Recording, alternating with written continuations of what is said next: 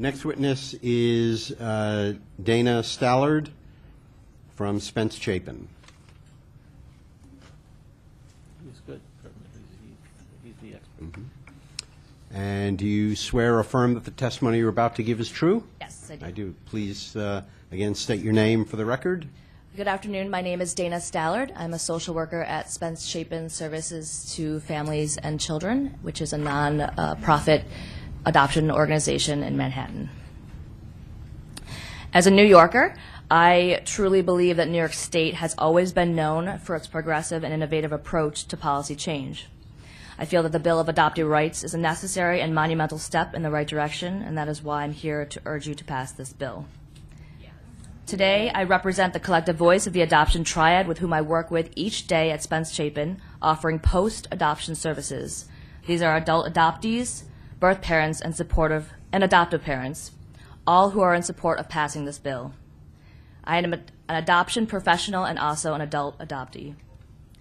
I hope that you will be in support of passing this bill as well, so that New York State can continue to be a leader and represent the adoption community in what is truly in their best interest. The landscape of adoption has fundamentally changed. There has been a tremendous shift in the way we both facilitate and understand adoptions today. Historically, the sealed records policy was not only accepted by the greater public, but was almost necessary during a time period where society was openly disapproving of out-of-wedlock pregnancies and single mothers. We now understand just how complicated and nuanced adoption is, and we are able to adjust our practices accordingly. For example, research has proved that open adoptions can have an enormously positive effect on all members of the adoption triad, and this is precisely the direction that adoption is moving. And although we've come a long way as far as openness and adoptions today, the battle to open adoption records is still ongoing. For adoptees that do not have knowledge about their origins, there is often a deeply rooted psychological need to learn the identities of their birth parents. The clients for whom I provide post-adoption supportive services have expressed the following sentiments to me. I feel as though I am not a complete person. A piece of my puzzle has always been missing. And the most haunting, I am an alien. I do not know my origins. Just last week, an 83-year-old adopted gentleman called our agency. He wanted to know more about his birth family, his origins, and where he comes from. And for me, it was truly heartbreaking to have to tell him that he does not have a right to know the name of the woman who gave birth to him, or even what name was chosen for him when he was born. This man will likely die before he finds out who gave him birth. It gave him life, I'm sorry. Mental health issues for adoptees are unfortunately not uncommon. Adoptees may experience varying degrees of grief, loss. They can become anxious, depressed, and rejecting of themselves and others. For many, it becomes difficult to form and maintain relationships because there may be an innate fear of abandonment, making it difficult to trust others. Continuing to withhold birth records from adoptees will only further these devastating effects. The restriction that New York State law places on adoption information is not only heartbreaking for adult adoptees, but also for the majority of birth parents with whom I work with each day.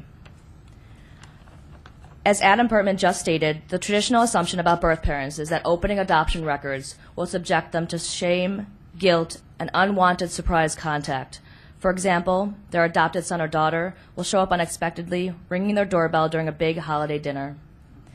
Those who are not in support of the bill argue that birth parents will no longer have control of the situation and their privacy will be violated. However, the provisions in the bill specifically state that birth parents will have the option to confirm in writing that they prefer not to be contacted. The Bill of Adoptee Rights will allow birth parents the opportunity to resolve these negative feelings and learn about their birth child after years of worrying and ruminating. Today, this was just very clearly evidenced by Joyce's testimony. Even those who are originally adverse to a reunion will often change their mind after being contacted because they realize the power and healing effect that this can have.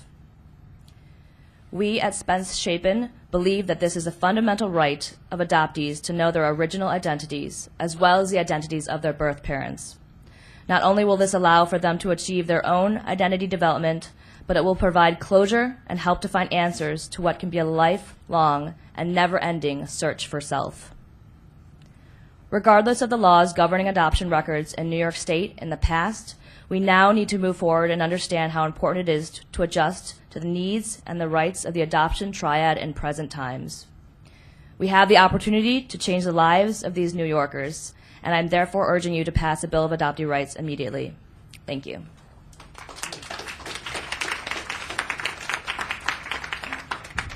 Thank you. Thank you very much. I have a question. Sure. Do you have a sense of to what extent Spence Chapin's views are shared by other adoption agencies around the state? My understanding is that most of the adoption agencies with whom we collaborate with are on the same page as us, and that we feel like this is a very basic and fundamental right of adopted folks. And at least in our agency, everyone that I'm working with on a day-to-day basis is also in support of this bill passing. Is there an association of adoption agencies? I'm not That you know sure. of. I'm sure there is, but I'm not aware. Okay. Thank you. Questions?